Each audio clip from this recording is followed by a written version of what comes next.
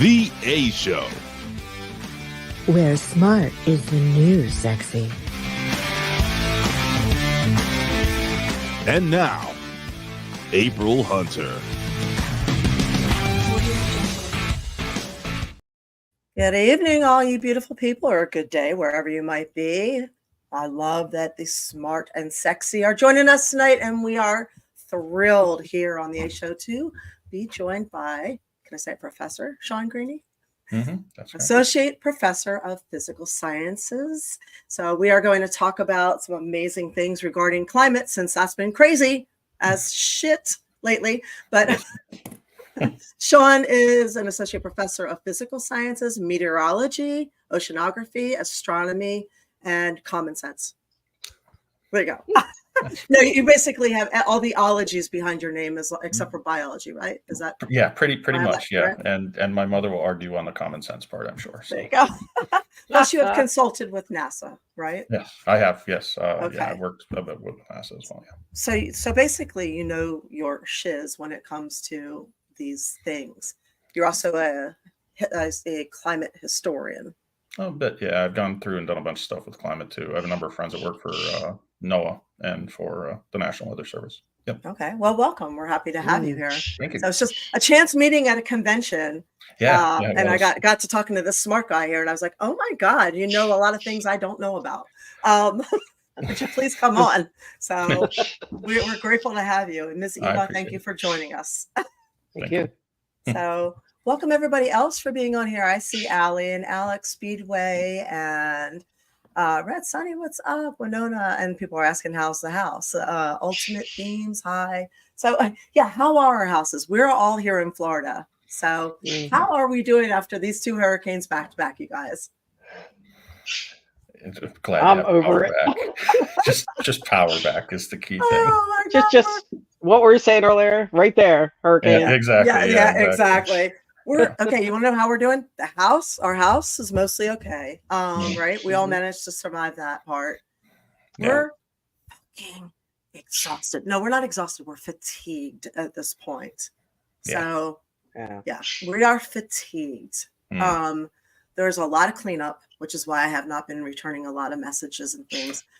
And it's funny, like there's a lot of cleanup, there's a lot of repair, there's a lot of people that are only just now getting power back.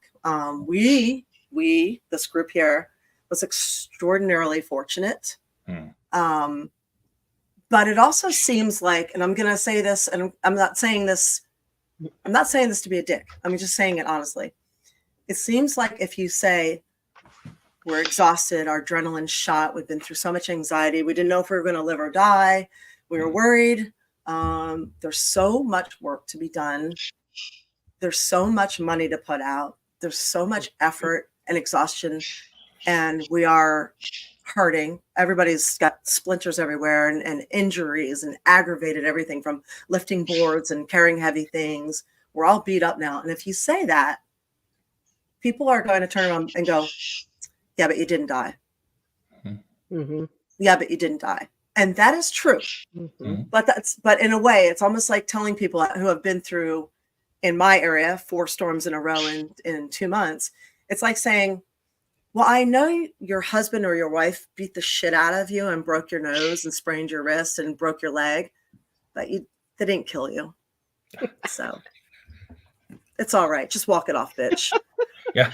You know, just walk it off. You'll be fine.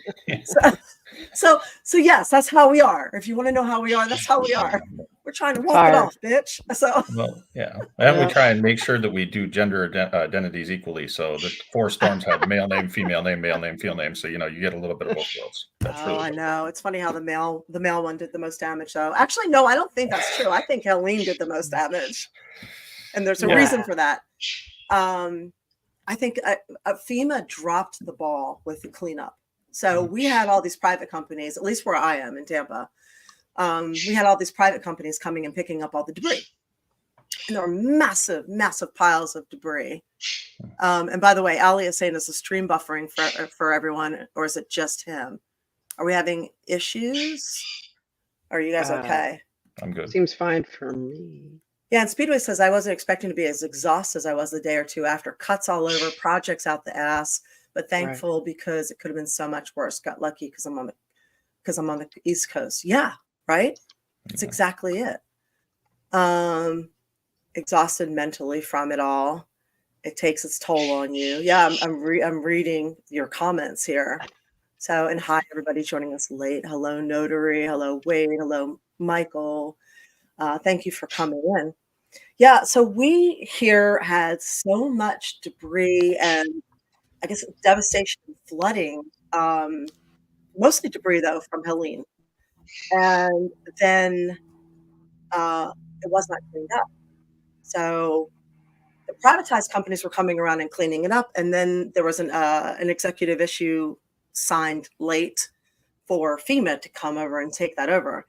And I saw one of the truck drivers say that they were literally told to take the debris in their truck and dump it back into people's driveways, that now the government was going to take over. And instead of it taking 1 to 3 weeks, it was going to take 3 to 4 months to get our debris picked up. And then it was starting to, mold and mildew and get rats. I'm like, oh my God. So they never came to pick it up. And all of that debris turned into literal shrapnel when the 100-mile-an-hour winds hit. And it clogged all the sewage systems to drain. So our flooding was so much worse than it needed to be. We were out there. I know for us, we have roads that don't normally flood underwater completely. So we're out there with sticks and rakes trying to clear the sewers away because there's nothing but tree pieces and leaves and debris in these things. And they're full up, just full, because nobody cleared away what they were supposed to clear away before this happened. So that caused a major issue that could have been avoided if they had done their job, but they did not. And this seems to be a theme. So I would love this. This is a theme of frustration. So that is part of what happened. Everybody's trying to mass evacuate. They're terrifying us, just like you're going to die. You're all going to die. So government loves to tell us we're all going to die all the time. Virus, you're going to die. If you don't get vaccinated, you're going to die. It's a storm. You're going to die. Yep. Leave or you'll die. There's that one. Yeah. Leave or you die. Leave or you die. Everybody from out of state's like, you're going to die. Yeah. You're not helping. That's what I was saying to Sean when before you got on that.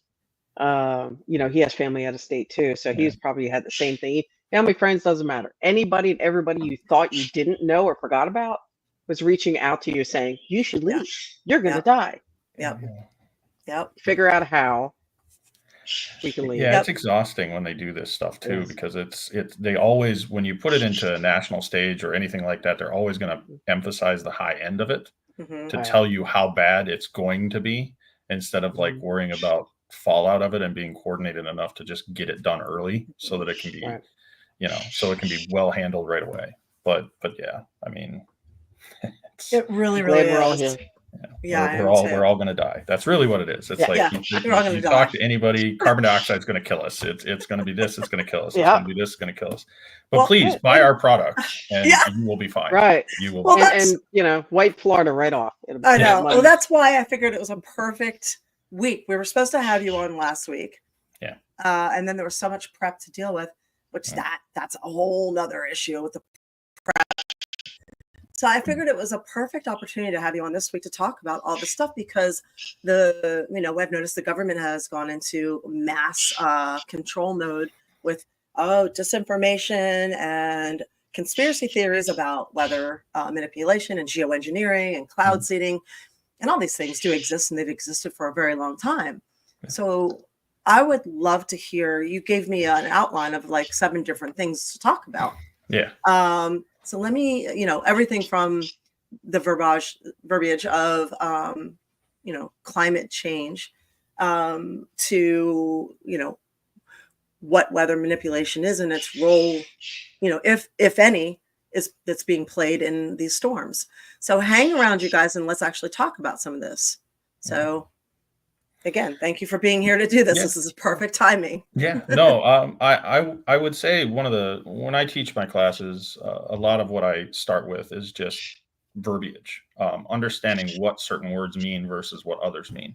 The media especially the mainstream media, will misconstrue most of this stuff to make it easier to conflate and easier to make into something more than it really is. But I start with global warming and climate change are two very, very different things.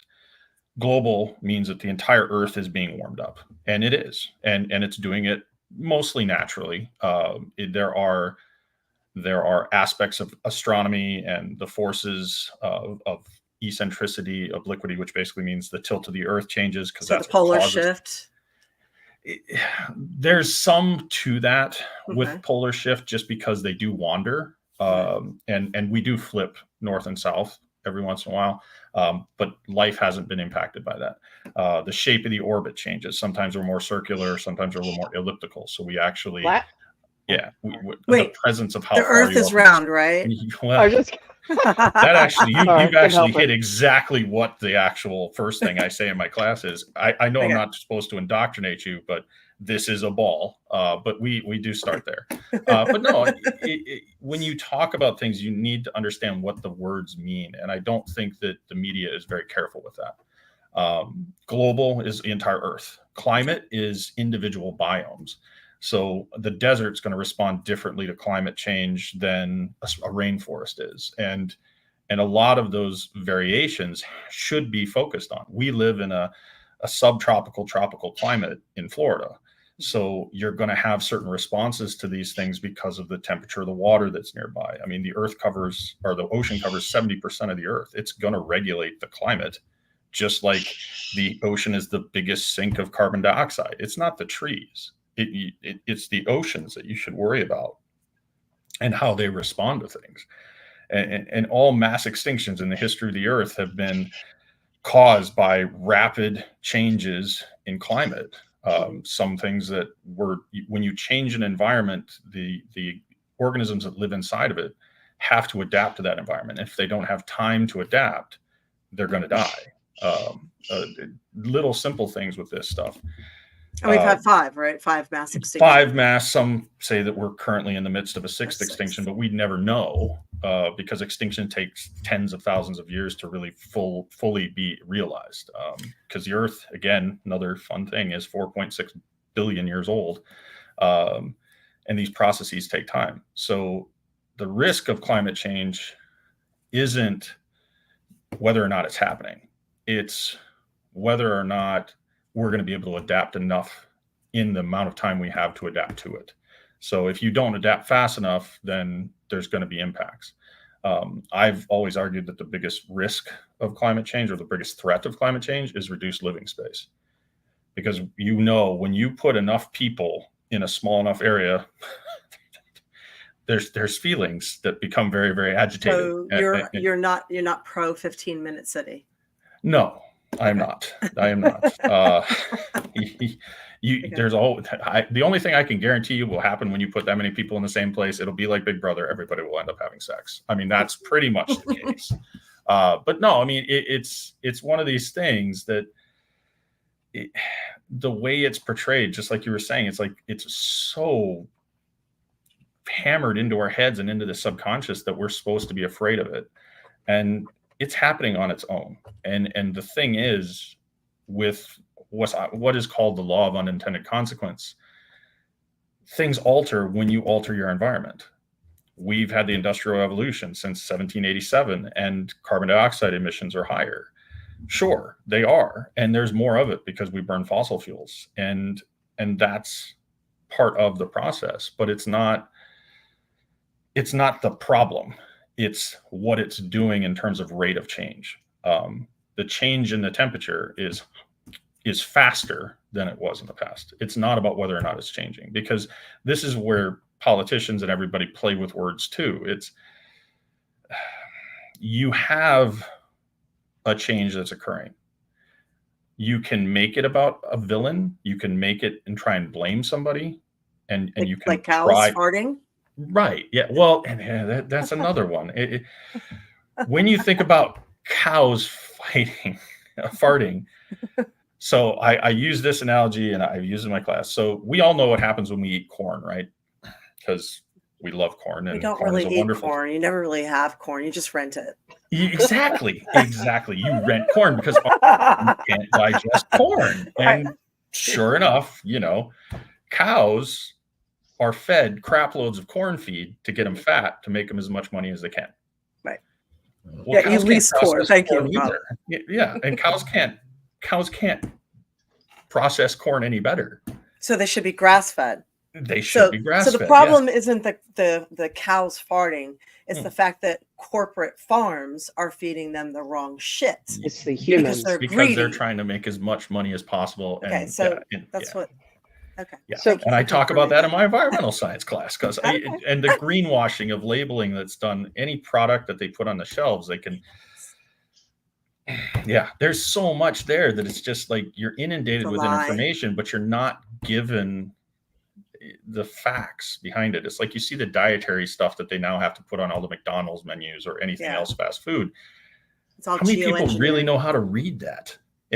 Bioengineered instead of GMO. They don't understand how to. That's part of what we do on the show here is give people the information because no one's ever fully informed. So let me ask you this: if the weather is not manipulated and the government cannot control it as they're claiming like right now, if they tax us enough, can they then control the weather? See, this is they can think they can. So you do that. It seems like that's what they're trying to say. Well, and I think what it is it's misdirection. And now this is just from my perspective as a scientist and studying climate and everything else. The government can't manipulate climate. They can manipulate weather, which again is a smaller scale event.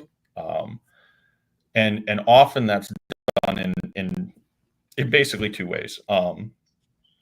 It started with Project Cirrus in the 1940s in an attempt to stop a hurricane. I think hurricane, let me think, it's Cape Sable, I think it was down here in Florida. They basically tried to go through and seed clouds with silver iodide and lead iodide to disperse the actual eye of these hurricanes. And the bombers went in, did all this other stuff. And because of global wind patterns, the storm switched past and actually hit Savannah, Georgia.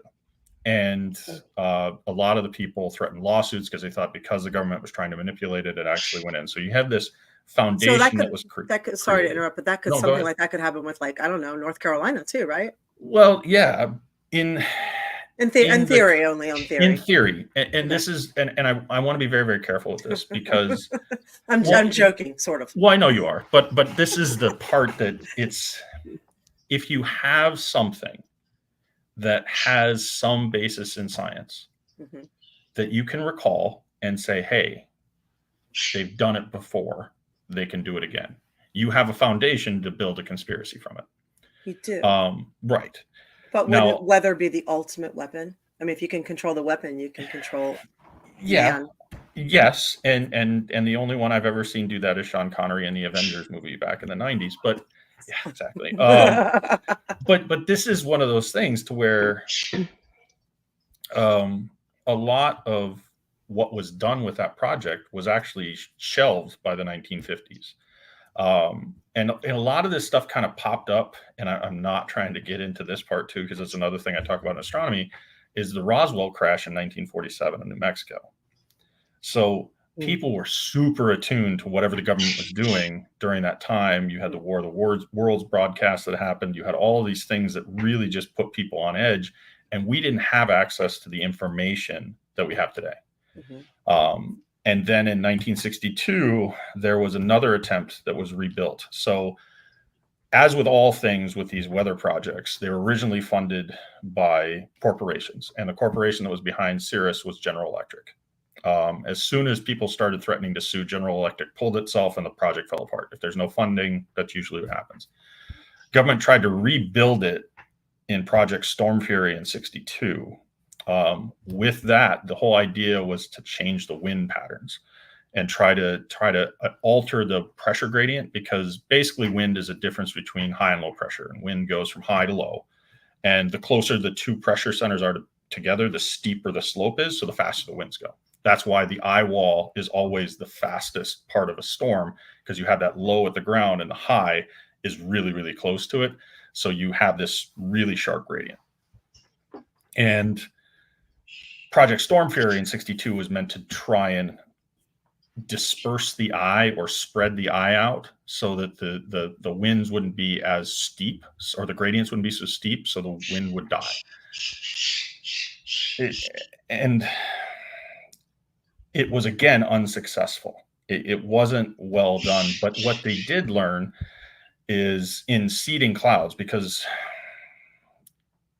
when you have particles in the air that the water droplets can stick to, usually in the upper atmosphere, because that's where it'll freeze, and usually it'll become attached, so they'll fall a little bit easier and you'll get more rain. It starts off as snow and frozen particles. So what they used to do was they'd have particles mixed, like this powder of silver iodide mixed with dry ice. And the crushed dry ice would go in, and they'd seed the clouds with the attempt of trying to disperse things. It didn't work for the pressure gradient, but they did make it rain more. And that's something that got reused in '67 during Operation Popeye in Vietnam. Right, where they extended the tsunami season. Right, they tried to extend the monsoon and all this other rain because keep their supplies from reaching them. Right. And they wanted to cut the supplies of the Ho Chi Minh Trail. They wanted to flood out the tunnels that the Viet Cong were using. And they used this. But again, the data that came out of it, all they were able to do was basically make 5 to 10% more precipitation. They didn't extend the season. They just made it rain more. So it took a little bit longer, maybe a week or two. So you're altering plans by trying to use weather manipulation. And that project also basically failed. All right. So Winona has a question. She says, and by the way, if you guys have questions, go ahead and post them. Please. She says, so they can't physically manipulate the weather, but it is possible they can indirectly control the weather by keeping people's collective emotions altered and on high alert. Oh yeah, absolutely. And it's the bully pulpit that the media will use, because that narrative that's coming out, you're trying to keep people at a high stress level so that everything can be easily blown out of proportion. One of my favorite scenes in any movie is in Men in Black, when Tommy Lee Jones looks at Will Smith and says, it's not an individual person that's a problem. It's when you make a group of people together, they all, if you can create that, you create a narrative, and then the narrative can be distributed through that. So that's why I had this weird theory. I said, everybody, they create this mass panic and this mass negativity. And I wonder if inadvertently, by keeping our emotions so high and our vibrations so low, and the panic and,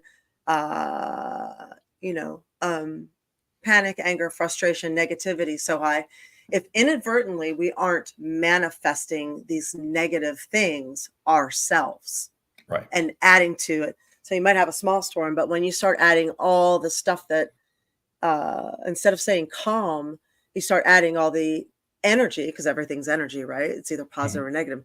You start piling on all the negative energy, you're making this thing get to a Cat 5. I know it sounds crazy.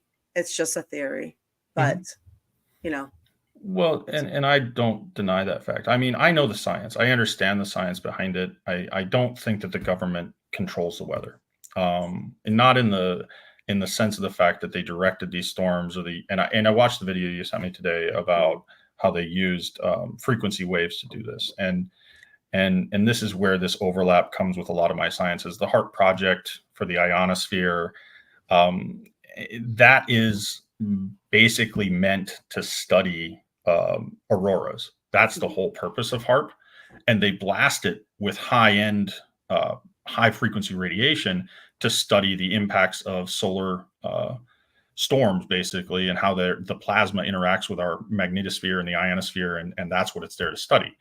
We're happening right now. We happen to be in a solar maximum, and so there's more storms and there's more sunspots and there's more material happening. So the project is a little bit more. It's a visible. little more It's more common because they're using it because there's more storms. And it's also run through a university system and all these other things. But when you look at HAARP, how did they make it a problem for themselves? Well, they wouldn't let anybody on site to actually look and see what the program was. I'm from Minnesota, so at the point, I think it was 2016, our governor, Jesse the Mind. That was Jesse the Body. Yeah. Unless he switched it. Jesse Ventura. Anyway, but he wanted to go, and they said no. And then he went and actually just showed up, and they wouldn't let him on the premises. So that it reinforced this narrative, something sinister is going on here, that eventually I think it wasn't 2016 for Jesse. I got that date wrong. That was actually when they started letting people come in at an open house once a year.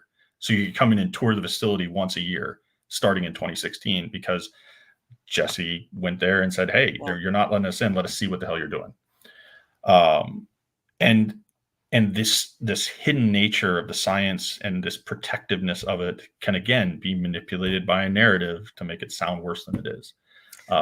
They're not very transparent. So when I don't think they're competent enough to control the weather. I really don't. How does the government, right? Right. So, but I mean, when you are not transparent about what's going on and you're withholding information from your people, you leave them no other choice but to give them, they are going to research and dig and come to conclusions. Some may be right, some may be not right, some may be somewhere in the middle.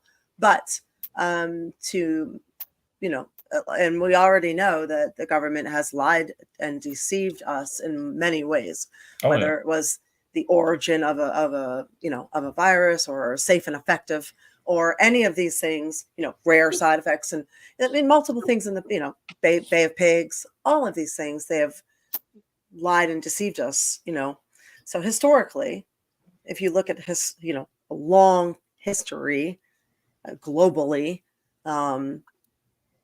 tend to be a lot of land grabs, a whole lot of land grabs, a lot of land grabs from from Nero, before, after, a lot of stuff, so there's incentive. There's incentive. There's always an angle, and it's an unfortunate side effect of any time power is taken or given. There's always an angle or a desire to maintain it. And that is where these narratives can get dangerous, because as we become more access to this information, I think it's even more important to educate people on how it actually works. The government, when they push you into these, that was a selfless plug. Come take my classes. Thank you for being here to straighten out some of the rumors. Well, and this is the thing, is that when you go through it and you get people into this tizzy, and then you create animosity between two sides of something. It's like, if I tell you that climate change is very real, and it's not the fact that it's happening because it happens naturally, I piss off somebody on one side of an argument. Yes, you do. If I say that it's not causing extinction, I can, again, create a problem with another group. And be censored. Right. Well, and that's the thing, is that there is, so I'm going to say this. When it comes to publishing scientific articles and going through peer review and going through all the steps that are necessary to even produce this product of what science is trying to, because science isn't meant to be the search for fact. It's to disprove things and to figure out what's wrong. It's not meant to say what's right. It's just supposed to tell you, this is where this is supposed to be. This is what my data says. This is why this is not an accurate representation.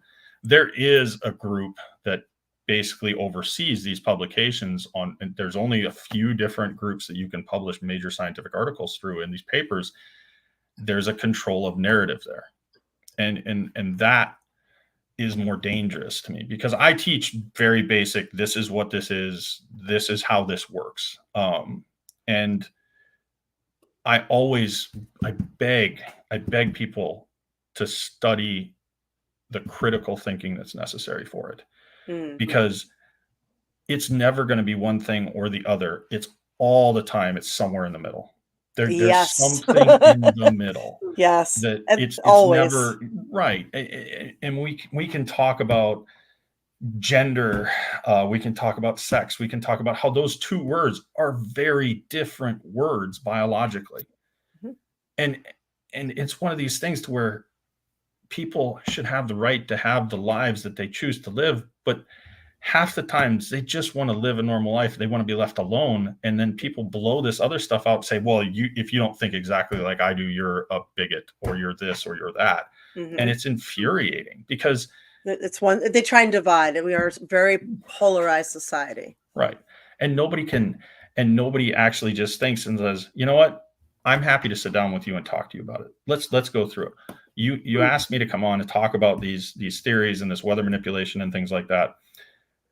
It's one of these things to where there is currently weather seeding projects that exist in 11 states in the United States. Mm-hmm. There are active laws on the books where they want to do weather seeding, cloud seeding to this day. Mm-hmm. Most of them are in Western states. So Idaho does it. North Dakota does it. Montana, Wyoming, Utah, Arizona, Nevada. When you think about those states, people say, well, there's currently these projects. Yeah, but think about what is needed to have more water in those regions. Mm-hmm. So a lot of it is better for snow. So they'll do it in mountainous regions so you can get more snow. And then the snow melt will fill the rivers. And then the rivers are used for hydroelectric power. Most of Las Vegas is run on hydroelectric. Right, off of the dam, though. Right. Well, you need to have water behind that dam that can turn the turbine. So what do? You seed the clouds to get you more snow. And those are currently today active things that are going on. Eastern California in the Sierra Nevadas, there's a number of missions that are there, or another number of projects that are cloud seeding to increase precipitation so that they have more runoff to run these things. Yeah, go ahead. Well, I guess question, opinion. What's the ramifications long term? Well, that goes back to that. That's a great question. I have a question to add to hers too. Yeah, go ahead. I live part-time in a small mountain town in Western North Carolina that only just got power back yesterday from September 27th. A place called Burnsville. Okay. They were completely devastated from Helene. Yeah. Generally, hurricanes do not happen in mountains. It's very, very, very, very, very, very, very unusual. Yes. So previous to this, a lot of the people that lived on the mountain had been talking about the fact that we had had so much unusual rainfall, and it was a lot to deal with because they had been cloud seeding out west, and the mountains, basically the clouds had drifted and gotten caught in the mountains, and they weren't moving. So it was causing exponential dump of rain. Speaking of side effects. Yeah. And that was with an ecosystem. Huh? Messes with the ecosystem in that area. Oh. Yeah. Yeah. So, that was what the residents believed. So I'm piggybacking off of her question. Right. And this is one of those things. So Colorado is also on that list because, again, they use the snow and the snow melt for hydroelectric for some of the rivers that come out of the Rockies in the western part of Colorado. Well, so when I talk about hurricanes, when I talk about storms, and I talk about any of this stuff in my classes, one of the first things we also have to understand is how weather is moved by the Earth by itself. In between 30 and 60 degrees north latitude, you're in a wind belt called the westerlies. Mm-hmm. So all of the weather that's in Colorado, Texas, Oklahoma, Kansas, that area there, they're trying to seed these clouds so that they can combat droughts in the Great Plains. Well, all the weather is still coming from the west to the east. So it hits the western side of these Appalachians because anytime air hits a mountain, it's got to go up over it. Mm-hmm. And when air rises, it cools, the clouds condense, and you get more rain. Mm-hmm. When you do these projects and you have these ramifications, the biggest issue is the law of unintended consequences. They don't know what the end result of any of this stuff is. Even when we talk about vaccines and some of the ramifications of what are the outputs of these things. And I have lots of opinions on vaccines. We've talked a little bit about that, but when you don't know what it's going to do, you just kind of wait until you have to deal with it. And this is, again, another reason why I don't think the government is controlling the weather, because they don't think that hard. There's no long-term impact consideration. They don't think about, well, if I seed clouds in Colorado, those clouds are headed to Kentucky because the wind blows from west to east in that part of the country. Mm. And there then has when to you be look, somebody that says, "Hey, this is wrong." Yeah, they're very Well, worried about global warming and global this and global that, and they never Fucking ever with say. everything. Yeah, I mean, if we've had 5 extinctions, right, and Yeah. the Earth is still here Yeah. after billions and billions of years, Christians. Mhm. If we've had all these extinctions with the Earth still here, but it's the residents that have gone, why don't they change the narrative to, hey, we need to save ourselves? Because people are largely selfish right. and self-centered. So Yeah. they might have more success if they say, we need to save ourselves. The Earth's going to be here, but we need to watch out for ourselves. Yeah. Well, the biggest issue, and like I said, I've talked and worked with, I have friends at NOAA and National Weather Service, where the biggest issue they have, or the biggest roadblock when it comes to trying to talk to people is like, hey, let's just save ourselves, is every person has their own needs and own impacts from climate change. So be it a drought in the middle of the country, or be it a lack of rain in the Pacific Northwest, or be it whatever it is, everybody wants their personal feelings and their personal stories. How does it impact me? What does it do for me? How does it impact my ability to feed my cattle? How does it impact this? And there has to be, it's like I said, if you're gonna talk it, you gotta be able to educate on it, and you have to be empathetic to everybody's needs without losing the forest for the trees. You know what I mean? It's frustrating that I can't look at somebody and say, hey, if we don't stop using carbon dioxide at the rate we're using, the temperature gets warmer, certain parts of Florida are going to flood. Well, a guy in Kansas who's growing corn is going to be like, yeah, I don't care. Yeah, that's not my problem. I want to know why I can't have more water so that, I can grow my crops and make money, because that's really where a lot of this roadblock stuff comes from. And these are the little things. And I think Michael just mentioned this. Mm-hmm.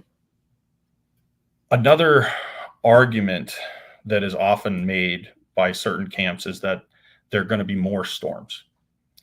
There's not. There aren't going to magically be more storms. They're going to be more intense storms. Why? Because the temperature and the mechanics behind hurricanes and tornadoes and the shift in the air masses and how they integrate with each other at different elevations is becoming more muddied because of how fast the temperature is changing. The system isn't able to adapt to what changes are being implemented into it. So the storms are becoming more significant, and it doesn't mean you're not going to have a snowstorm. It doesn't mean you're not going to have whatever. It just means they're going to be more intense. They're going to be more. They're going to have more impacts financially, even on a level of what happened in North Carolina. The weather moves from west to east between 30 and 60. Down here in Florida, if you think about most of the hurricanes, they come from Africa, so they're coming from east to west. So we're in an easterly slope. There's this subtropical high, which is basically right at 30 degrees, and we here in Orlando are at 28 degrees. Tampa, 27. We're right here in this middle band. That band has very little wind in it. So what steers the storms is the global wind belts interacting along that front. It's called a subtropical jet. The faster the jet is moving, the more wind shear there is. The more wind shear, the more the storm's intensities are dropped. And then there's El Nino and La Nina, and I can go into all this stuff, and I feel like I'm kind of losing. I know one exited and one came in this summer as well. Right. Yeah. Right. Well, and this is the thing: is when you're in that high pressure belt, storms have a tendency to move vertically. Okay. So it wasn't directed by high frequency stuff that pulled it through there. What happened was the storm went north over this subtropical high, and then it got pulled to the left by a low pressure center that was in the middle of the country, because the low pressure will pull itself because it rotates counterclockwise and kind of pulls it and twists it. When the weather hit the eastern slope of the Appalachians, which, as you said, hardly ever sees this amount of rain, the ground wasn't ready for it. It was already saturated. You're going to have massive flooding. You're going to have massive mudslides. You're going to have all of these things because that cloud layer is trying to go to the other low. So it's going to go up and it's going to drop all this rain on the eastern slope. And that's why North Carolina, South Carolina was hammered with this thing, and nobody's seen that before. Again, it's not unheard of to have a storm do it, but it's driven by these wind belts that pull everything in certain directions. Typically in the fall, this belt of high pressure widens slightly. And when it does, you get longer areas where the storms can move vertically. It's like when we had, was it Ian a couple of years ago? It came right up the panhandle, or not the panhandle, right up the peninsula, and it dropped crap loads of rain. That was in that 30-degree belt. So the storm just went straight north right through it. These storms, when they happen south of here, are going to come from east to west. If they're north of it, they go west to east. That's why you usually see this hook shape to them when they come through. That's all global wind. That is not anything to do with the government trying to manipulate it. And Wolf says Tennessee got hit as well. well. And that was the thing. That low pressure literally pulled it right over North Carolina back into Tennessee. And when it came through there, the Appalachians are not as high as the Rockies. So they didn't have to go as high to go up, but they went high enough to drop a crap load of rain. So both sides of the Appalachians, because they're basically hills. That's really, I'm going to call them hills because I've seen mountains. Those aren't mountains. Those are hills. Anyway, but they come through there. They are hills, yeah. It drops on both sides, right. And it's shitloads of water. Right. And that area doesn't see rainfall like that. And it wasn't anything outside of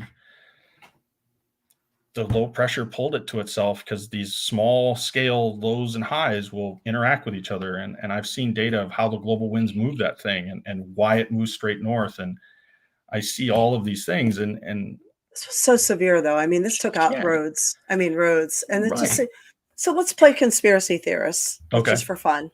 So, yes, this was rare. Yes, there was a pressure system there. Yes, El Nino's leaving and La Nina's coming in. So, yes, it could be natural, of course. But on the flip side, we also know some other facts. Spruce pine, behind where Burnsville is, behind where I am, has one of the most high quality quartz mines in the country, and it's being used for semiconductors and AI. It is extremely valuable, and at the same time, there are at least 3 lithium mines in that area as well that they've done over a $90 million deal with BlackRock and Vanguard, and the people were pushing back. They were trying to extend these mines. And the residents for all of these areas are pushing back and saying, no, no, no, no, no. Yeah. So there was a big pushback against the corporations on all of this. Now it's to the point where they've stopped even the postal system. So they've stopped the everything going on in there, let alone this kind of stuff. And these corporations wanted to have these mines done by 2025, which is, of course, in just a few months. So now if we look historically, again, we're playing conspiracy theorists, that's all. Yes. If we look historically at Louisiana and how that was handled, you would think we would have learned from that. So that was total devastation there. Yes. But, having dealt with a similar situation there with so many people dying and handling it so badly. Mhm. You would think that they would have been first on the ground for Western North Carolina and for Tennessee, right there, learning from their mistakes. But they weren't. They actually sent the National Guard that Saturday after it happened, the Tennessee National Guard, to the Middle East instead of sending them to North Carolina, where they were needed the most, to Asheville and at the surrounding areas. So it seemed like a blatant, it seemed like a blatant, I don't know, they knew that there was, I don't know. I mean, there was already many National Guards stationed over there, but they could have redirected the ones that were here to the areas where they were needed the most in the United States. That same day, they were also redirecting a lot of money to the Middle East and to Ukraine as well, and then also telling the residents that there wasn't much money for these hurricanes. Additionally, now, if you look at that area in Louisiana, that land there was considered unlivable, and it was bought for pennies on the dollar. And it is now a bunch of waterfront resorts that corporations own. So conspiracy theories have some weight to them. If you follow the money and look at the probability and the cause and things like that, you could say that there could be reason to do something like this because there's a lot of money involved. Well, and a lot of valuable land. Florida's all waterfront, and North Carolina's full of mines. And look what they did to Louisiana, and the response was not forthcoming. And FEMA only just showed up, and they've been, I guess, less than helpful. Disaster like that ever. I want to add and to they that. never fixed it. You said something. Buffering. Am I? Am I good? No, you're just not talking. Say something. Oh, sorry. Okay, so if they knew that these things all happen at certain degrees, things like that. Buffering a little bit. Oh, you're buffering? Okay. We'll just dance while we're waiting. We can say something. And now we're back. Okay. We're back. Okay. All right. Maybe that's where they're interrupting it. You cut out a little bit. Can you repeat that? They see us getting to the point here. Yeah, exactly. That's why. It's funny how it's buffering now. I think we're still here. Are we still here? Yeah, we're all here still. We're here. Yes. Can you hear me? Okay. Yes. Okay. Yes. Okay.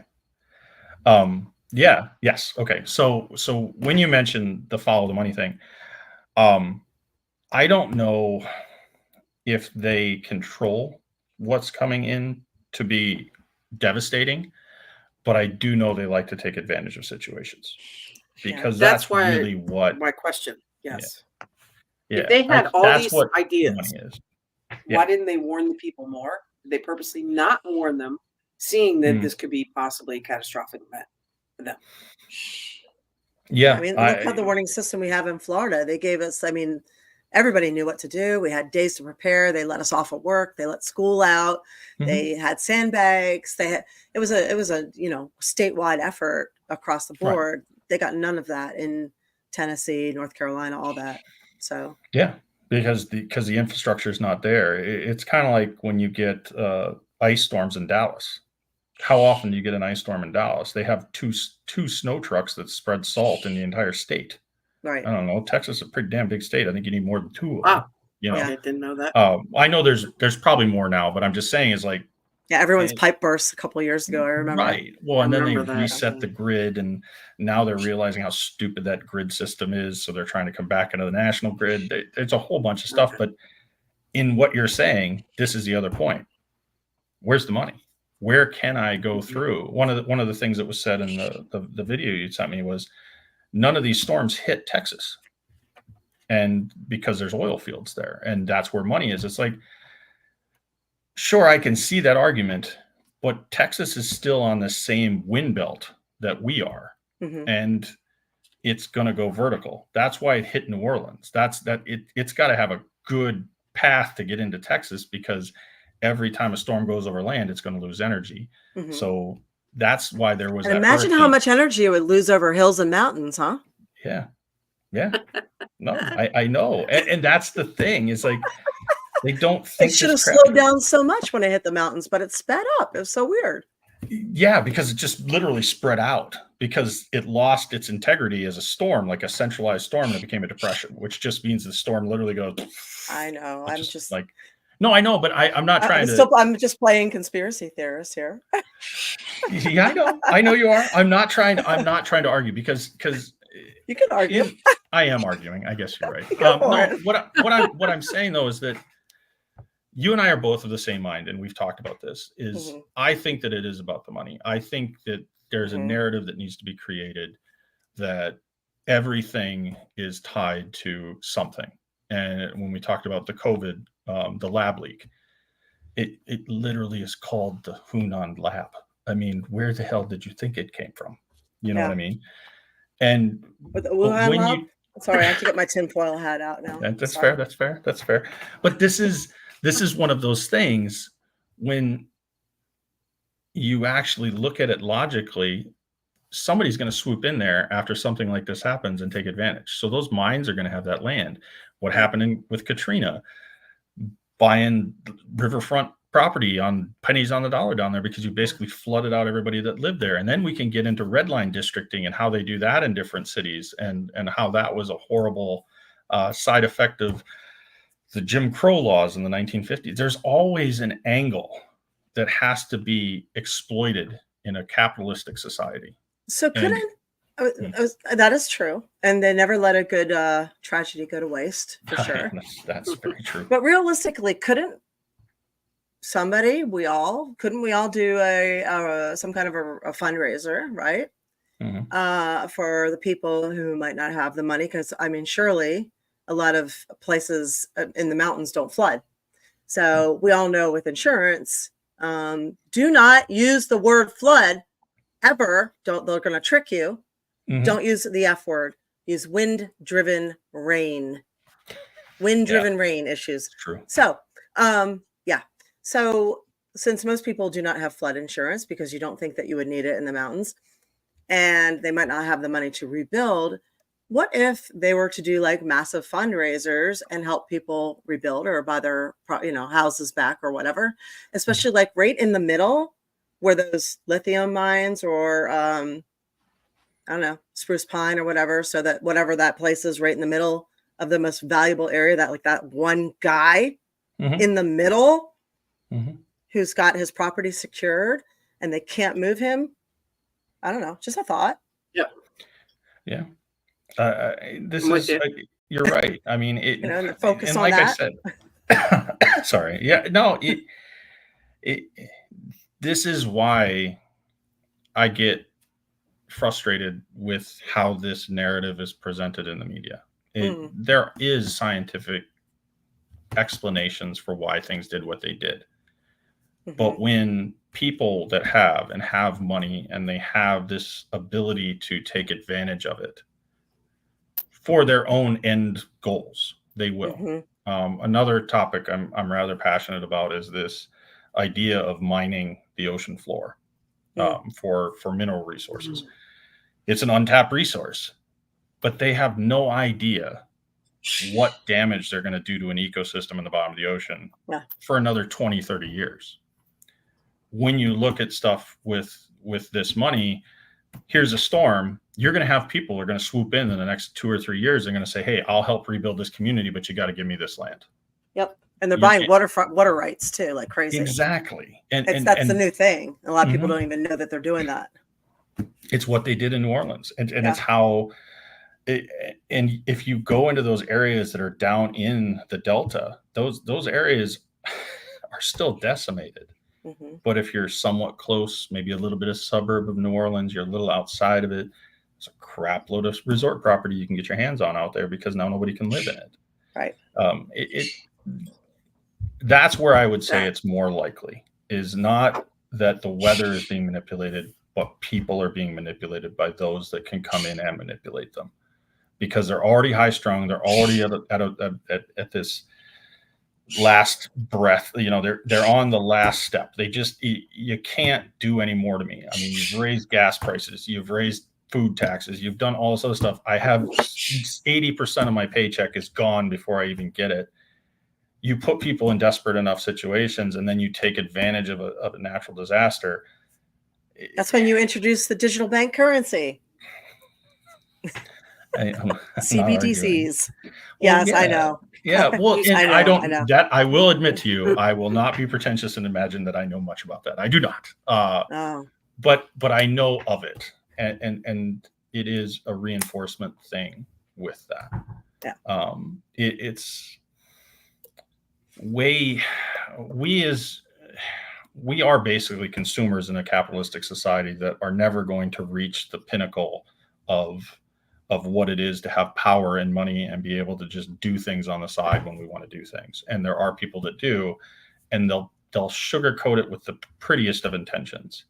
And sure, there will be some positive benefits that they can hang their hat on, but there's also these negatives. And the entire essence of capitalism is to maintain a social hierarchy, because there have to have those that have and those that have not. And you have to maintain that to make the system continue to work.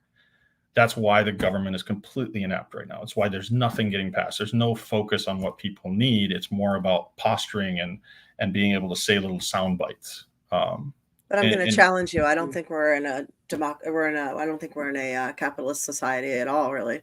I think we're in a corporatocracy. I wouldn't argue that.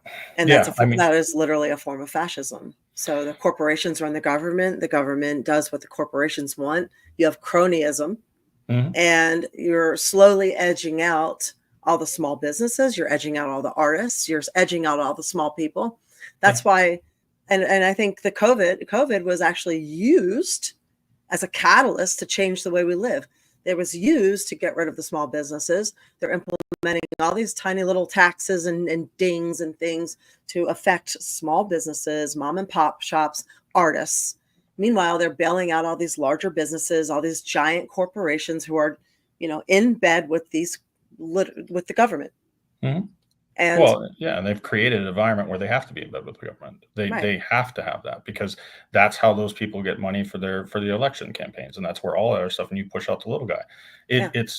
It's when I grew up in Minnesota, farming was a huge thing, and now everything's so subsidized. The small farmer either joins in with the big corporation or you're out. There's nothing you're going to be able to do on a small scale. And we've lost half our farms almost just in these last couple of years. Half of the American farms. All of our American farms and homesteads have disappeared, half of them, in just the past 4 years. So it's not a coincidence. All these things are not coincidence. I mean, how many coincidences can you have before it's not a fucking coincidence anymore? There's there's a marked movement to get rid of and control.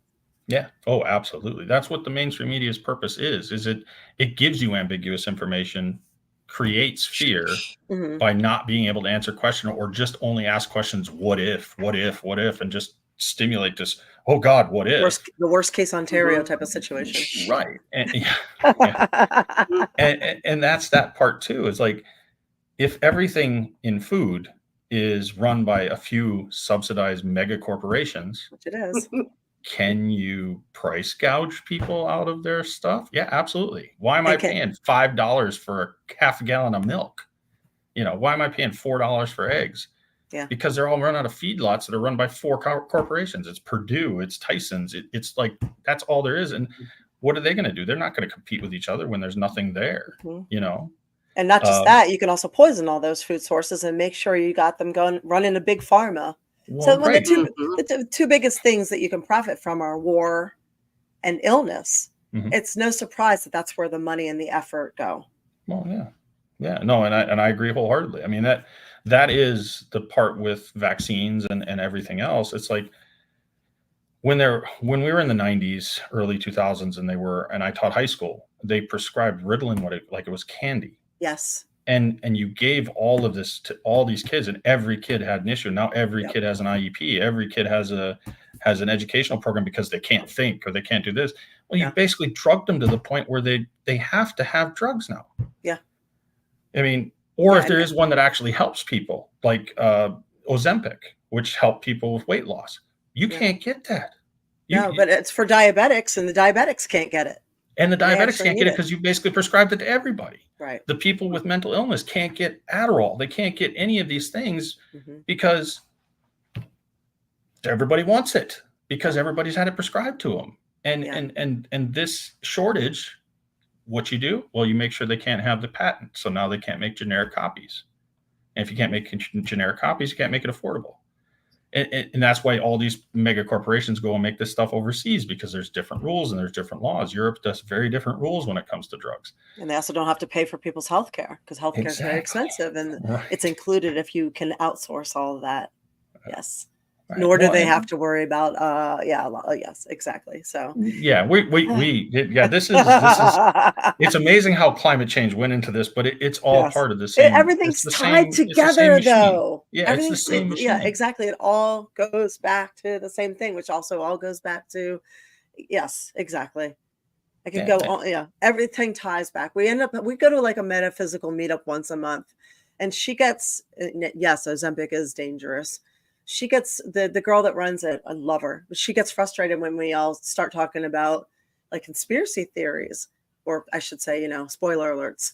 And it's like, well, we're talking about spirituality and, energy. And it's like, well, it all kind of ties in, if we're in a kind of a spiritual tug of war between good and evil, then it matters. Like I have a theory. This was my theory the other day, that they placate us with so much sports, and they always have.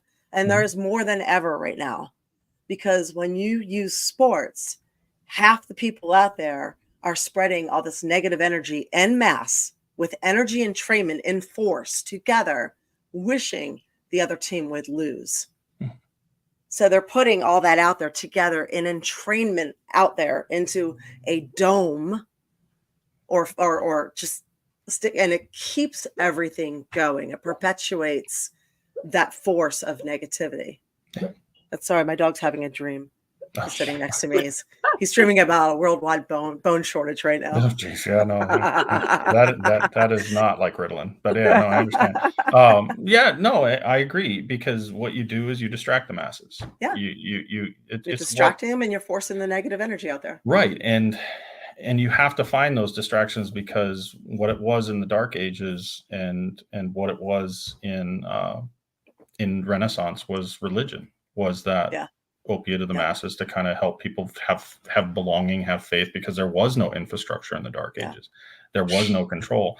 And once you had that, it's going to reinforce itself. And that's exactly when you get into this corporate idea that everything's run by corporations. It's a progression. This is natural evolution of it, and we're stuck in the middle. And it's easier to apologize after the fact than it is to ask for permission. And that's what the entire essence of this is. Take advantage. It's like, when is the best time to buy stocks? When the price is low. Well, when's the price low? When everything's really, really bad. Yeah.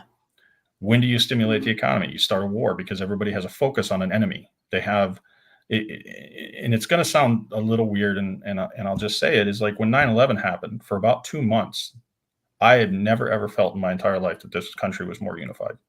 Everybody, everyone in this country was like, this is a focus. You have focused our attention. They can't have that, right? Yeah. And you can't have that, because that whole thing just, when you direct the masses at one problem altogether, you're going to have a revolt. Yeah. They do not want the united. No. Cannot be united. So what do? You drug them.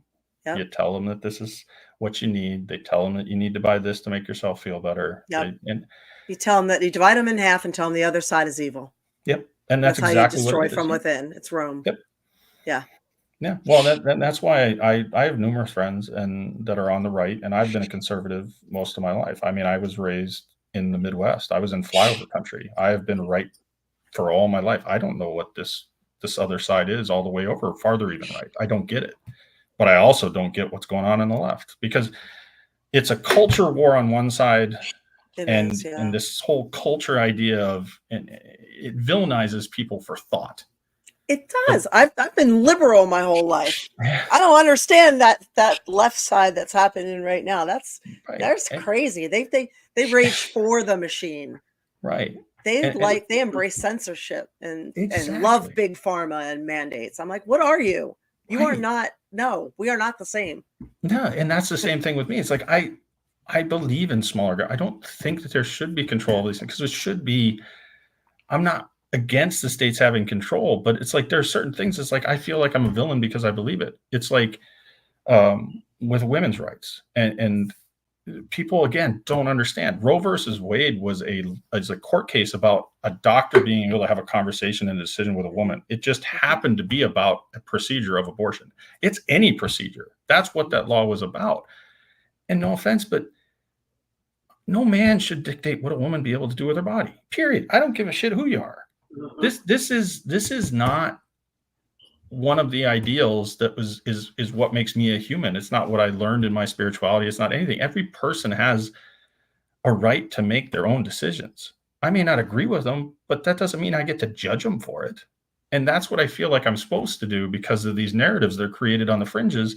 This is all there is. Mm-hmm. You have to say, well, if I believe in this, then you're this. It's like, no, it doesn't. It just means that's what I believe on that subject. I have the capability to be more nuanced than blind sheep leading, or the Pied Piper leading lemmings over a cliff, Yeah. But you create this conflict, and that's what the media does, is it creates conflict by trying to make everybody hate the other side.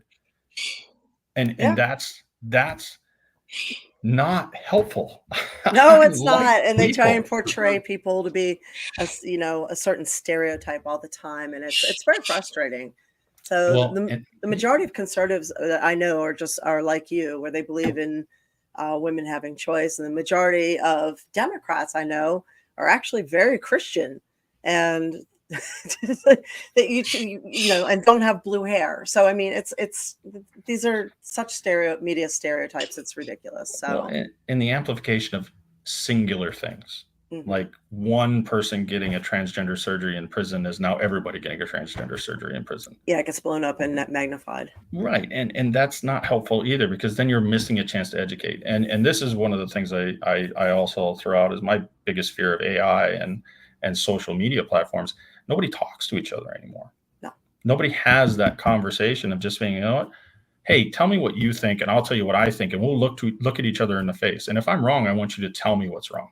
What am I wrong about? Educate me. And that's why I love stuff like this, when you do platforms and you open this up for other people to say, hey, let's have a conversation.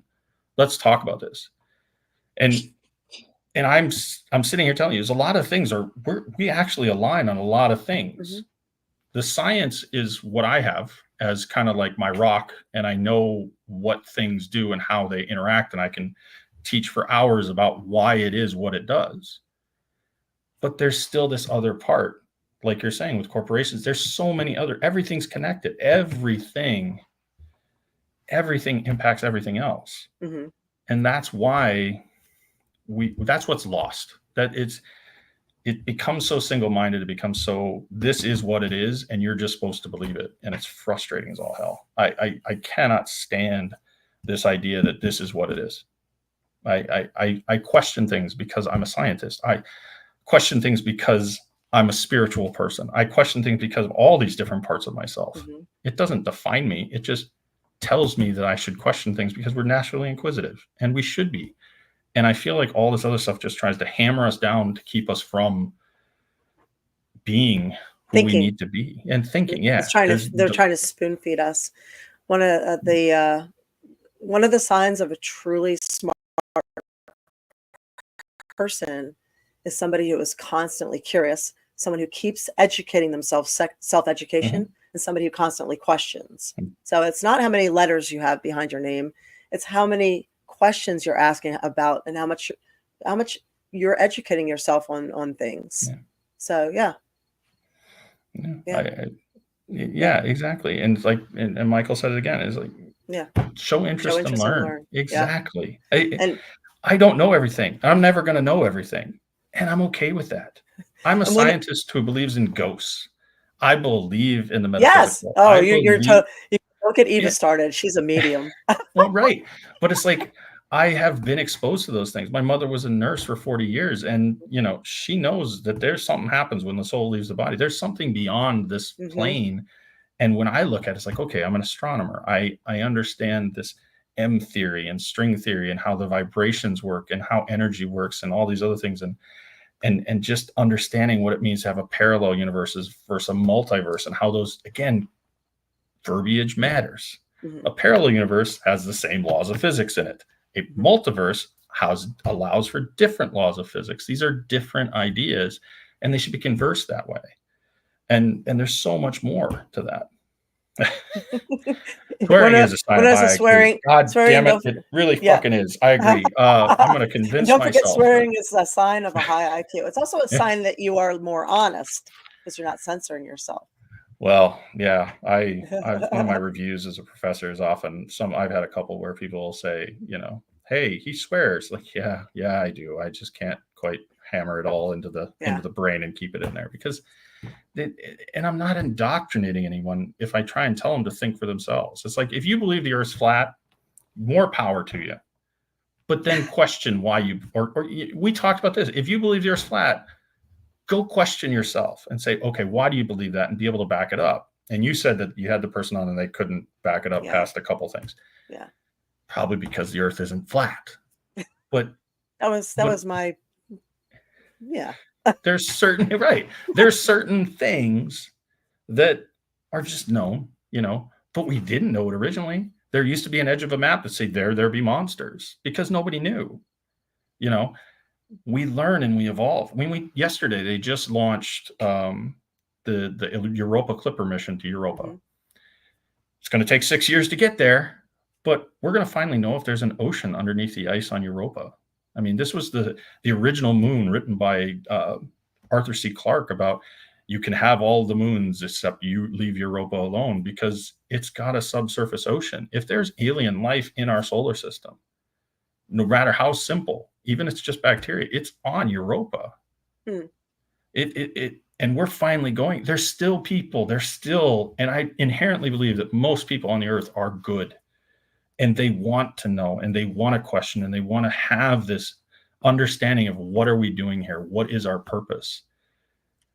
And sometimes it leads you to conspiracies, and it leads you to these ideas that, all conspiracies have a little grain of truth to them, because there's evidence there.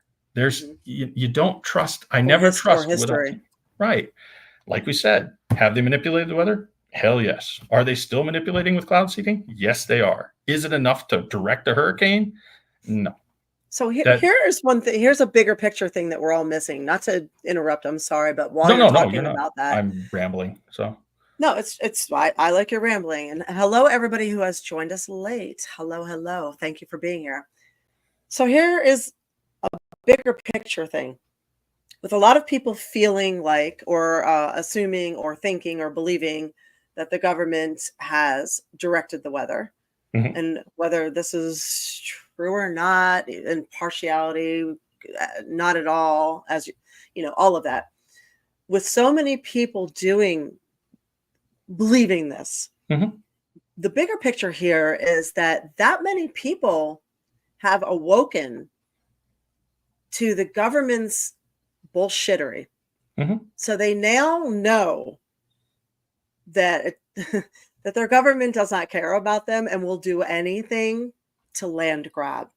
So they're now on their toes about what could or could not happen, what may happen. So they're at least aware. They're not under the delusion that anybody's coming to save them, that their government is their friend, that they're going to be rescued. So they've woken up to this, at least.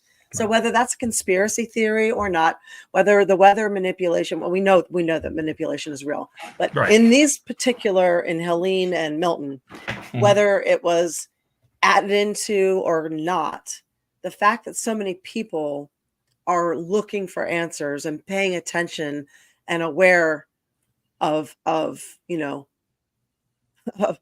this is a good sign. Because we used to just believe. We used to just believe. Yeah, and this is you hit it right on the head. Y2K. Oh my God, we're all going to die. We're all going to die. We're all going to lose all our money. Remember? I was double years ago. I was double fisting things that night. I don't remember what happened that night. I just remember I knew I was going to wake up and everything was going to be fine, except for the hangover. But that was beside the point. Yeah, it's one of these things. I see a thing like this where you have these beliefs, and it's the conversation that led us to write to the government and the control and everything else. I see it as an opportunity. When somebody says, hey, I believe that this, well, let me educate you on the science that I know. And then let's look at how this actually is connected. But what is being put out in the media with MSNBC or Fox News or anything else is trying to polarize us so that we won't have those conversations. Because again, when you say this, question the science. Right. Well, I'd rather have myself question. I love it when I'm in my class and the kids will ask me, it's like, did we land on the moon? I was like, okay, well, here we go. Let's go through it.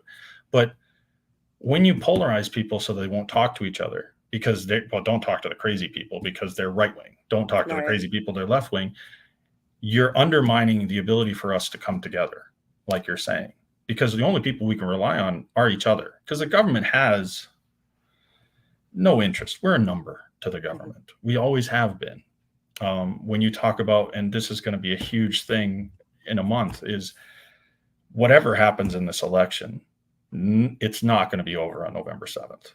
It's gonna just propagate all the way through, and nobody's going to accept the results, and something's going to happen here, and because you've created a polarized environment that they have created the polarized environment. Right. And that's the thing. And that's what I wish. This is what they want. They want the Civil War. We don't want that. Right. Look how many people worked together and came together.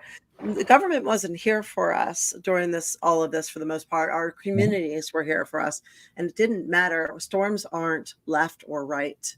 They're not Democratic or Republican. We just needed chainsaws and trash bags, and food and water.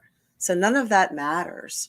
And it was like, we're joking around. My friend posted, she goes, I wonder how many relationships are going to end because of lack of survival skills.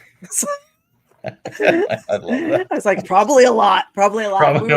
I was saying that it only took, it used to be everybody gathered the eggs and sewed clothes. Like my grandma taught me how to, gather and sew and cook and do all these things. It only took 2 generations for people to be completely dependent on the system. Yeah. I mean, completely dependent. They can't sew anything. They can't cook anything or grow anything. Yeah, it's crazy. It's the same thing that I had happen when I was, there was a post by a politician about the fact that she was proud of her son because he came home with a deer because they went hunting for food. And when I grew up, we hunted for food. I mean, I was from northern this time Minnesota. of year. Yeah, I was when up. You had buck season, and then you had and then you had bow and arrow, and then you had rifle. Right, and I did this in Minnesota when I grew up in way up there. I was outside of Fargo. I mean, I'm way the hell up there, and if we didn't get a deer, we didn't have food, meat. And that's what hunting was meant for. And that was a skill set that I learned as a kid. I got so many people push back at me and said, why can't you just go to the grocery store? It's like, where do you think that comes from? Yeah. Do you realize they kill animals and butcher them, right? That is still what was once an animal. And at least that's grass fed. Right.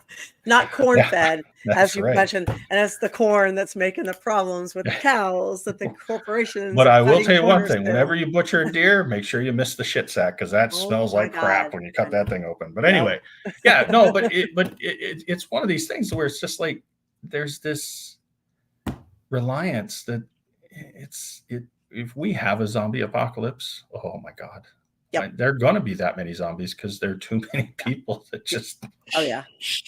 I mean, I'm screwed because I can't outrun them anymore. But hockey and 6 surgeries will do that to you. But I just fatten myself up so they have a longer meal, so more people can get away for longer periods of time. That's all. So yeah. So we got it. We're gonna wrap up soon, but in Okay. the interim, like what are the things that we can do to deal with, and in a little nutshell, what is it that we can all do? Yes, there is climate change. So what can we personally do to adapt, help? I'm an environmentalist. I've been an Right. environmentalist forever. An Right. environmentalist is not the same as a climate hysteria person. Right. No, I know. Yeah. I would fall into the same camp. Yeah. Yeah, I've been talking about some of this stuff for 30 years, and I remember back when we raised the red flag for quite a few things back then. Thanks, and Winona. Sorry. the government could not give a shit. So Yeah. Oh my gosh, Winona, you're hilarious. I Don't love gotta that be the one. fastest, just gotta be Faster than the slowest. That's damn Yep. right. I got to get more friends then. But no, just have some slow friends. You just So something anyway. Yeah. No. Or trip them. or- That even better. Yes. Trip them. Yes. Anyway. No, I think with climate change, and this is a reality we're all going to have to face. And we didn't really get into a lot of the stuff on extinctions, and I'm happy to, if you want to do this again, we can definitely go through and talk about it. Mass extinctions in the history of the Earth, every one of them have been caused by habitat changes, which is basically climate change. When you change an environment too fast, if the species can't adapt fast enough to it, they will go extinct. Humanity is, I'm going to say, relatively intelligent, because I don't want to go beyond that, but we have the ability to develop technology that can allow us to adapt to it more quickly than our ancestors and earlier organisms had to. If we want to do something for the climate, for just trying to maintain the system for a longer period of time, I would probably say just try to be somewhat conservative with using plastics. I wouldn't use tons and tons of plastics. If you're going to use Tupperware, use glass. Don't use plastic, so you can wash it and reuse it. Recycling metal isn't really all that big a deal. It's why they try and incentivize it with 5 cents and 10-cent coins when you return them to certain places, because there is metal that can be used, but use longer life things. I know they cost a little bit more, but if they last longer, you're basically making the same cost. Be aware of the energy saver stickers on appliances. If it's an extra couple $100 to have a better energy saver, it's better for those things. Okay. But if you can't, you can't. So when I think about climate, all we're trying to do as humanity is try and slow it down. And because it's going to do it, I'm telling you, it's going to change all by itself. It has changed numerous times throughout history. It is not as hot as the world has been in its past. The dinosaurs' temperature was significantly warmer and all the ice was melted. And Greenland isn't going to melt tomorrow, and Antarctica isn't going to melt tomorrow. It's going to take thousands of years to melt those ice caps. So it's safe to have children, people. It is safe to have children. It's safe to you will be okay. But make sure you find a partner that is actually survival skilled intact. Yes, that's really the thing. Sew something and cook something and start find a mate fire. that is can survive the apocalypse. Yeah. I joke around and say it's not hotter outside. It's just you're so used to living in air conditioning now and in a controlled temperature. Like we grew up without AC, right? Our generation. So we had to adapt. So now we're used to being in AC all the time or heat all the time. It feels hotter and colder to us, but if you acclimate, and let me mention, a couple of people are asking if I'm going to be at the Brandon Comic-Con. I am not, but I will be at the OCC Roadhouse on Halloween night. I'm going to be I'll be there with Tampa Bay Screams. And the Sunday before that, hello, Rum, Jamie. The Sunday before that, I'll be in Leesburg at the mall doing the Comic-Con there. So one is definitely family friendly. The other one, I don't know if it is or not, the Halloween one, but they're both going to be a lot of fun. So definitely come out. Okay. So I didn't mean to cut you off there, but I wanted to answer those questions in the chat. Okay. So plastics. So I think that's really about plastics, microplastics, avoid bottled water. So I'm hearing the bottles have gotten thinner, and the plastics, microplastics have gotten insane with drinking the bottled water, especially if you are freezing the bottles or heating the bottles up. So Plastic poisoning. Plastic poisoning, things like Plastic that. poisoning. Yeah, it's bad with plastics just because they sit in the system so long too, and the nanoplastics that are developing with marketing. It's also weird when I talk about bottled water in my environmental class. It's like, the water all comes from the same place, right? That we had a water guy on who's a friend of ours. He said whenever he gets bottled water, he throws it out and uses tap water. Yeah. So he's a water seafood guy out of California, and they actually just so you guys know, there was a nationwide case one to take fluoride to defluoridate the water across the United States. They have proven that it is a problem, and it is it creates neurological problems, and it's very dangerous for children. So that lawsuit just happened. So they have to defluoridate. All those years they kept telling you, yes, we have to put it in your fucking water supply, and they were saying, oh, you're a conspiracy theorist for saying no, it's actually true. So it's conspiracy theorists 5,000, and and everybody else like maybe one if it really wasn't weather manipulation, even though I'm not sure I completely buy it, but I will. I am listening to you. I appreciate it, and I am listening to you because I am not dismissing anything out of sight. There's more to it. There always is. I know the science, I understand it, but there's always more that is used for personal gain, and I would never deny that. It just seems like there's so many coincidences around it, but there are no coincidences. I also know there were. Well, yes, exactly, exactly. But I also know there's a lot of weather coming in and out, and like I said, but the ability to have an open mind is not just to hear somebody with a different opinion. It's the ability to change your mind based on those facts presented. Exactly. Yes. So we had some interesting facts presented tonight. So thank you for that. You bet. So I want to remind you guys that if you are arguing online with strangers, that is a massive waste of your time. Time is valuable, is the most valuable resource you have.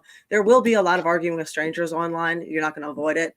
But there have been a lot of sock puppet accounts employed across the board, from Facebook to YouTube to Twitter. Sock puppet accounts, you can look that up. That is somebody sitting in a room making up fake accounts, usually with, fake name, fake picture, a number at the end, whatever. Just literally getting paid. They're getting paid. You're not getting paid to argue with you and put out false information. So it's kind of like a bot, except there really is a person on the other end, and they are bullshit, but they're getting paid by the hour. You're not. So that is prolific at this particular. I mean, it's always prolific, but it is real bad right now. So don't waste your valuable time arguing with people on the internet, because it's probably not people. So save your sanity. Okay. That's it. Just wanted to give you that reminder. Where can people find you? You're not online, right, Sean? Not as much. I kind of got off of most of social media just because of just like what you're talking about. It's so it incites arguments that are not productive. I do have a Twitter account. X account. It's Mulder41, which obviously the conspiracy theory thing is there.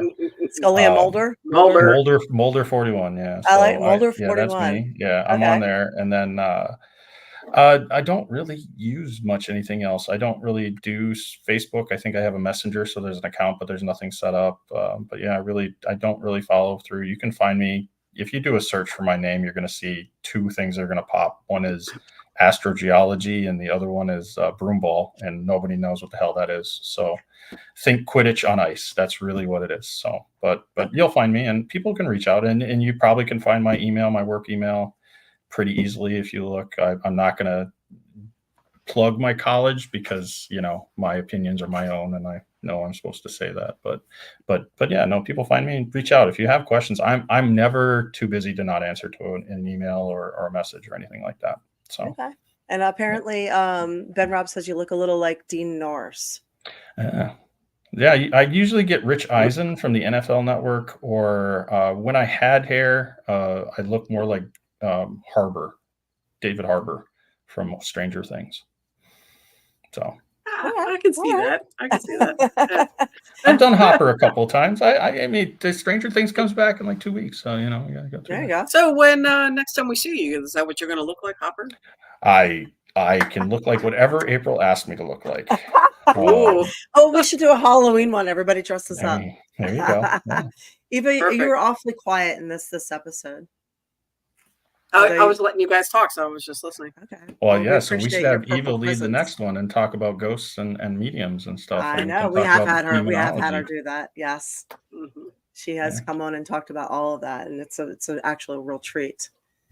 So, okay, well then we won't keep you guys anymore. I just wanted to see if there were any other questions, but thanks to everybody being here. If you want to look me up, you can find me on Patreon, April Hunter. You can find me on Real April Hunter on what is it on? Yeah, on the Instagram thing, the thing. You know, everybody knows the thing, picture right? thing, yeah, That's the picture thing, you know, where we used to take pictures of our food. Now people are just angry. Instagram, Real April Hunter, or Twitter, April Hunter. And of course, I will be live. You guys can see me if you are in the Florida region. I'll be out in Leesburg on that Sunday, and then I will be at OCC Roadhouse on actual Halloween. It's some kind of biker Halloween dress up gimmick thing. You know, I'm pretty sure I do these things only there. Right. I just do these things as an excuse to get dressed up. You know it. So yeah, that's it. Well, so yeah. Well, what? Gonna say, has anybody suggested what you're gonna wear yet? No, but I'm open to suggestions. So if you guys have ideas to put on Discord, yeah, feel free to let me know. I'm trying to get another cosplayer to come on for our Halloween show. I almost had Shelly. Unfortunately, Shelly cannot do Tuesday nights. So since we moved to Tuesday nights, we lost Shelly. So I'm working on it. So if you guys can, you know, you would like to see another cosplayer, let me know. And Michael, my Wonder Woman costume bit the dust. Pick something else. Yeah, did you not see the last picture where it was just falling apart and I was wearing it anyway? So it was I'm going to back up Michael and say, yeah, maybe you should wear it if it's falling apart. It's war torn, really. It's literally war torn, yeah. So I'm going to see if I can repair it, but I'm not sure I can. It's a multi-universe thing. Yeah, I want to get a Maeve from the boys. I want to get a Maeve costume. Yeah, Amazon's got an Amazon, April. You got to do that. Yeah, exactly. So well, you know, put it on that wish list there. And I did for my birthday. Damn it. Yep. Anyway, yeah, thank you for being here, you guys. I really appreciate it. By the way, OCC, I see Alex. What that is that technically Clearwater? St. Pete, I think. It's that little spot that's between Street. Clearwater and St. Pete, like that Ulmerton Road area. That's kind of undefined. Yeah. So, OCC Roadhouse. Yeah. And you never know. Paul Sr. might be there. He lives in the area. Yeah. He owns it. I'm getting suggestions here. We got Black Widow. We've got Ariel from. Okay, so my Little Mermaid, I did actually wear to one of the ones, and now I need to have that replaced. I'm like killing all my costumes. I've lost like 5 in the last year. I lost Punisher. I lost Wonder Woman. Little Mermaid got messed up. Who else? I lost a bunch of them. I need to have them replaced. Well, so Wonder Woman. Yeah. Yes. Yeah. Everything from shoes to accessories to. Oh yeah, the shoes got destroyed. Yeah. Black Widow's a good idea. Yes. Thank you. All the Corgo. Oh, he doesn't know about that. Yeah, sorry. No, we do pack. We do pack flex by request. So we're trying to keep it all sciencey earlier. Now we're talking about costumes, so we can pack flex. That was the corgis and costumes are science. They can be hypothesized and tested and experimented in and out of. Believe me. Of course. These are weather modified as well. These are geoengineered. There you go. Geoengineered. Check out for those nanoplastics in there. Exactly. Right? Yeah. There's that too. So anyway, I'm getting female version of Chucky, Lara Croft, Pippi Longstocking. Wow. Harley Quinn. Yeah. These are all things I would have to buy. Ooh, Joanna Dark. There's a great one. Oh. Okay. Poison Ivy. Joanna Dark. Yeah, I don't know Joanna Dark. Do I? That's a great one. I haven't even thought of that character for so long. Yeah, Joanna Dark. Wow. I'm writing all of them down. Allie. That's a good one. So you guys have to dress up if you go, though. That's the key. Yeah. There's also Find someone said something to wear. Captain Planet. You could do a female version of Captain Planet. Captain So- Planet. Yeah, Female Chucky is interesting. female Chucky. Oh yeah, I can. Yeah. You could do Anyway. that. All right, you guys. Thank you All right. for being here. I will Thank you, talk to you. This is why we changed back to Tuesdays. We will see you next Tuesday. Mhm.